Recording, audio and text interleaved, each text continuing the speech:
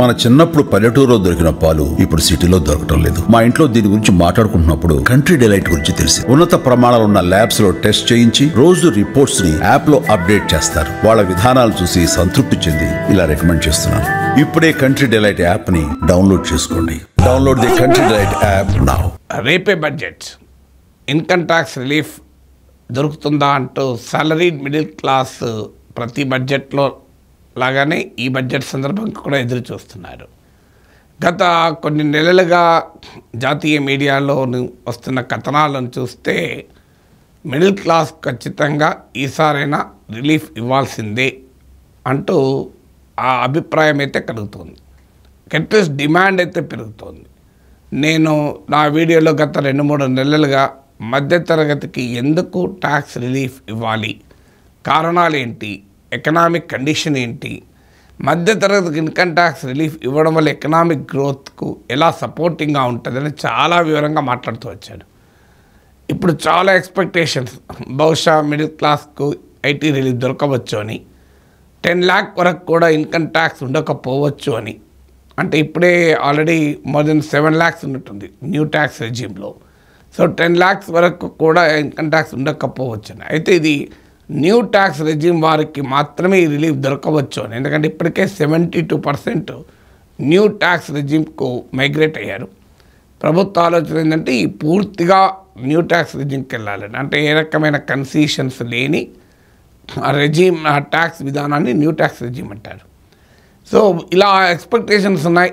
Exemption limit పెరగచ్చని, tax రేట్స్లో కూడా మార్పు రావచ్చని, కొత్తగా 25% స్లాబ్ తీసుకురావచ్చని. ఇప్పుడు 20%, 30% ఉంది.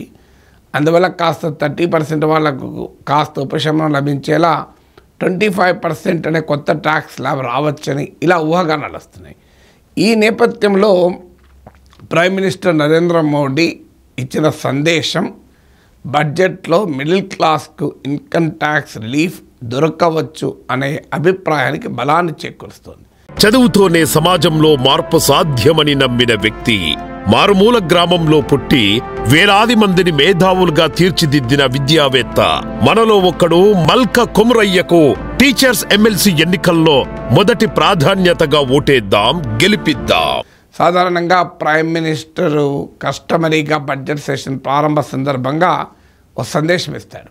కస్టమరీ మెసేజ్ పార్లమెంట్ వద్ద మీడియాతో అడ్రస్ చేస్తారు.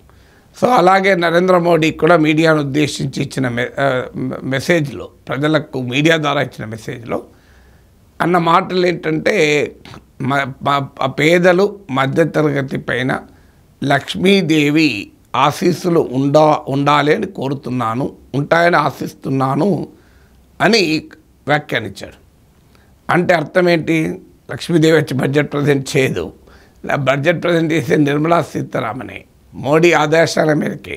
కానీ లక్ష్మీదేవిని మన దేశంలో ఆ సంపద దేవతగా భావిస్తారు కనుక లక్ష్మీదేవి ఆశీస్సులు పేదలపైన మధ్యతరగతి పైన ఉండాలి అని ప్రైమ్ మినిస్టర్ అంటున్నాడు. అంటే చాలా క్లియర్గా ఈ బడ్జెట్లో పూర్ అండ్ మిడిల్ క్లాస్కు రిలీఫ్ దొరికే అవకాశం ఉంది అని. సాధారణంగా బడ్జెట్కు ముందు ఏ రకమైన ఇండికేషన్ ఇవ్వరు. అది చాలా సీరియస్ ఇష్యూ అవుతుంది. లీకేజీలు ఏమాత్రం ఉండకూడదు. బడ్జెట్ కాన్ఫిడెన్షియాలిటీ అనేది చాలా ముఖ్యం. అందువల్ల ప్రైమ్ మినిస్టర్ మెసేజ్ను మనం విశ్లేషించుకోవాల్సిందే తప్ప ఏ ప్రధానమంత్రి కూడా, ఏ ఆర్థిక మంత్రి కూడా బడ్జెట్కు ముందు ఐటీ రిలీఫ్ ఇవ్వబోతున్నామని చెప్పరు. అది చెప్పడం కూడా సాధ్యం కాదు. ఇదొకటే కాదు, మీకు ఇటీవల ఆర్ఎస్ఎస్ అనుబంధ కార్మిక, రైతు, విద్యార్థి సంఘాలకు కూడా డిమాండ్ చేశాయి మిడిల్ క్లాస్కు ఇన్కమ్ ట్యాక్స్ రిలీఫ్ ఇవ్వాలి అని. ఆర్ఎస్ఎస్ ఊరికే అడగదు. మోడీ ప్రభుత్వం ఇచ్చే ఆలోచన లేకపోతే ఆర్ఎస్ఎస్ అడిగి ఇవ్వలేదు అనే చెడ్డ పేరు తెచ్చుకుంటుందా?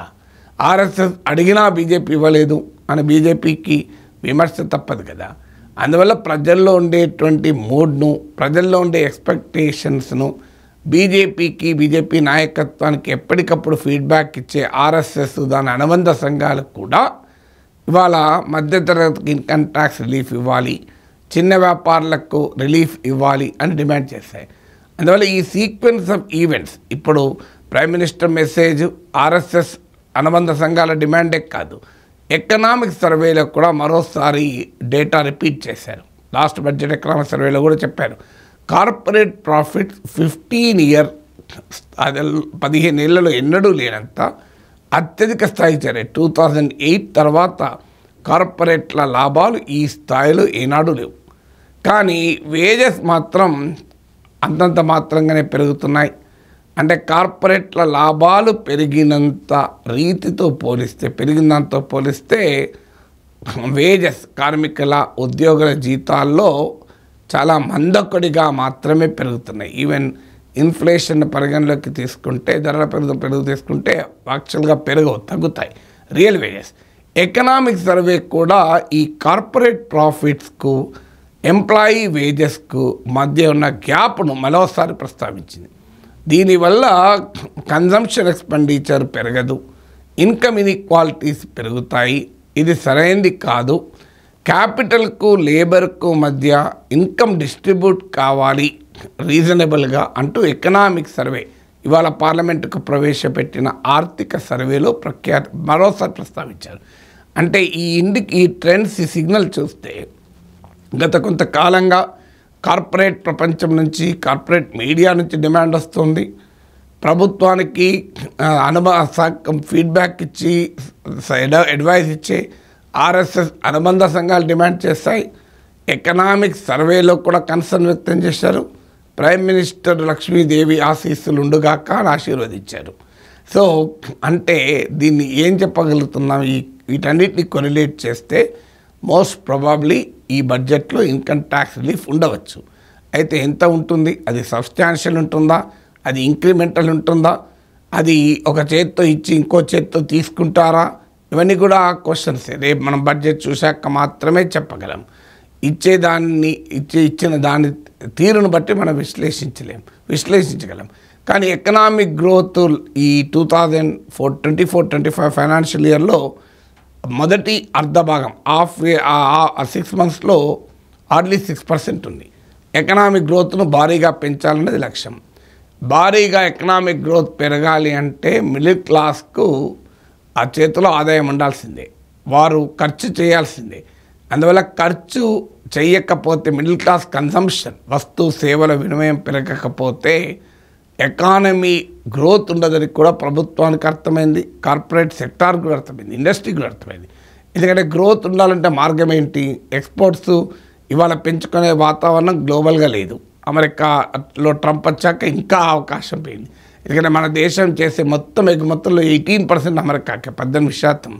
అందువల్ల ఇవాళ ట్రంప్ అనుసరిస్తున్న విధానాలు, దానికి పోటీగా ప్రపంచంలోని వివిధ దేశాలు అనుసరించేటువంటి విధానాల వల్ల ఎక్స్పోర్ట్ స్కోప్ తక్కువ. మరి ఎక్స్పోర్ట్స్తో పెరిగినప్పుడు ఇంకా వేరే మార్గం ఏంటి? డొమెస్టిక్ కన్జంప్షనే పెరగాలి. అంటే దేశ ప్రజల వస్తువుల సేవల వినిమయం పెరగడం ద్వారా మాత్రమే ఎకనామిక్ గ్రోత్ సాధ్యమవుతుంది. అందువల్ల ఎకనామిక్ గ్రోత్ను పెంచడానికి ప్రజల కన్జంప్షన్ పెరగాలి. అందులో మెట్రో ఏరియాలో, అర్బన్ ఏరియాస్లో పెరగాలి. ఇవి పెద్ద కన్జంప్షన్ సెంటర్స్.